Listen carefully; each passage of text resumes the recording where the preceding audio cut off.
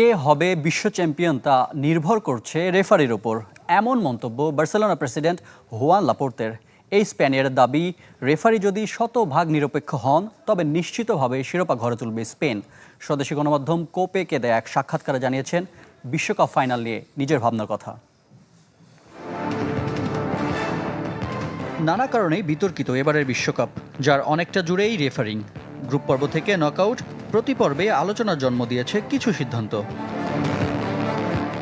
ফাইনালের আগে তাই স্বভাবতই আলোচনায় রেফারিং জানিয়ে চাঁচাছোলা মন্তব্য করেছেন বার্সেলোনার সভাপতি হুয়ান লাপোর্তে। তার দাবি, শিরোপার দাবিদার তার দেশ স্পেন, তবে তার জন্য হতে হবে সম্পূর্ণ পেশাদার আর পক্ষপাতমুক্ত রেফারি। অ্যাডভান্সড ইলেকট্রোপলিশড ও শতভাগ স্টেইনলেস স্টিলে তৈরি আরএফএল কিচেন সিঙ্ক, টেকসই আজীবন। আমি আগেই বলেছি, ফাইনালে স্পেনের প্রতি আমার পূর্ণ সমর্থন। তারাই চ্যাম্পিয়ন হবে। রেফারি যদি তার পেশাদারিত্ব ধরে রাখে এবং নিরপেক্ষ হয়, তাহলে স্পেনের জেতার সম্ভাবনাই অনেক বেশি।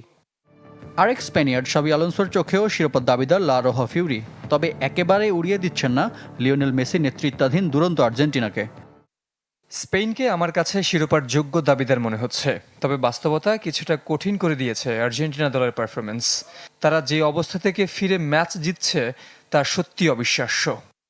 অবশ্য ভিন্ন মত লিওনেল মেসির সাবেক বার্সেলোনা সতীর্থ ও ক্লাবটির বর্তমান স্পোর্টিং ডিরেক্টর ডেকো। এই পর্তুগিজের মতে ট্রফি লড়াই হবে সমানে সমান। মেসি যা করছে তা এক কথায় অসাধারণ। আমার মতে এটা দারুণ একটা ফাইনাল হতে যাচ্ছে। এখানে একক ফেভারিট বলতে কেউ নেই। দুদলের পারফরমেন্সও দিচ্ছে জমজমাট লড়াইয়ের আভাস, যদিও দুর্ভেদ্য রক্ষণে কিছুটা হলেও এগিয়ে স্পেন। রিফাত হোসেন, চ্যানেল 24।